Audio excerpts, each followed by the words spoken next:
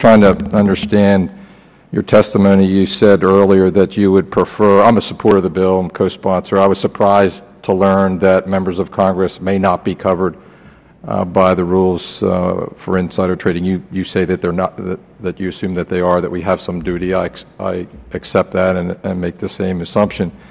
I also believe that members of Congress, though, ought to be held to a higher standard.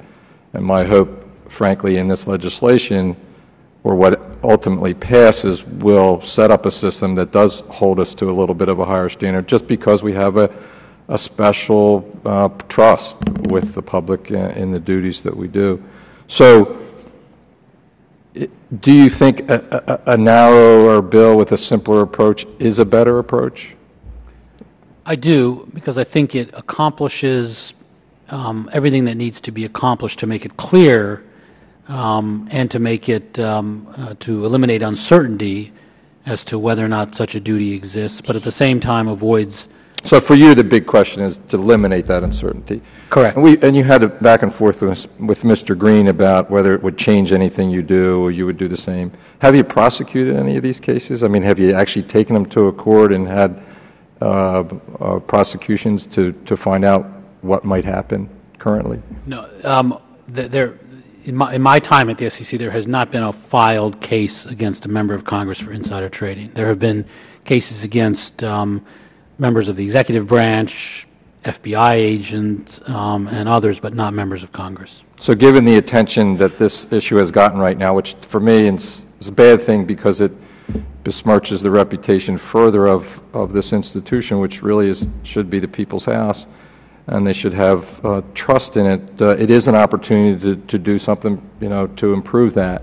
How would you do that? How would you improve it? And I appreciate the fact that you're going to work with the sponsors to do that. Well, a couple ways. We would, one is this process, obviously, to work on the legislation to clear up these issues, and the second is when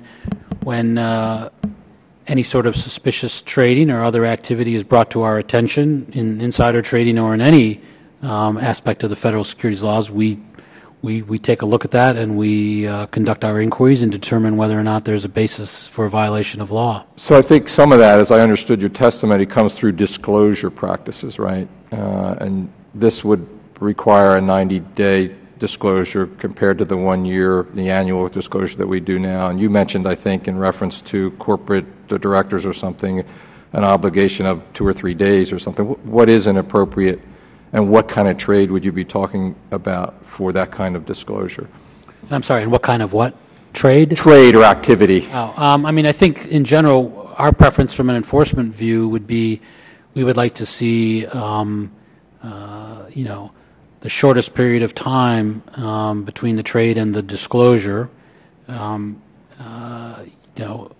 so that we have a better chance of getting the information and to have it done in a searchable and electronic format. I mean, as it is now, we do look at trading by members and anybody else if we have a reason to conduct an investigation. But what you can't do is you can't search a database in general without kind of a tip or a complaint. Just search it in order to determine whether or not there's something suspicious, and you can't bring into the analysis other information you may have, because if it's in a paper format, it's just too unworkable. So electronic filing would really have the ability to manipulate the data and analyze it and combine it with other information just to make your inquiries much more thorough. Right. So you mentioned earlier, too, some things that were not included under this legislation. Could you elaborate on that again? I don't see them in my notes here. What's not included is, I think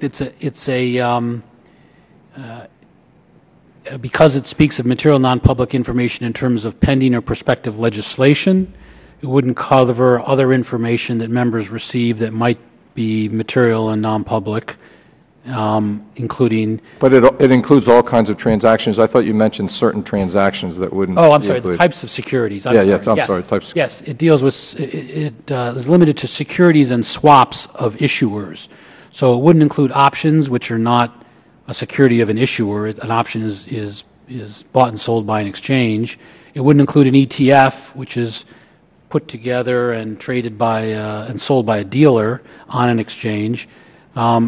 wouldn't include mutual funds because mutual funds in general are diversified. There are lots of different issuers are in a fund, so it's not real, and it's issued by investment advisors or investment companies. So those would all be exempt. Now, there's not many insider trading cases in mutual funds because they're diversified. It's harder to move the market, but options are typically the insider trader's first choice because they offer a great leveraged opportunity.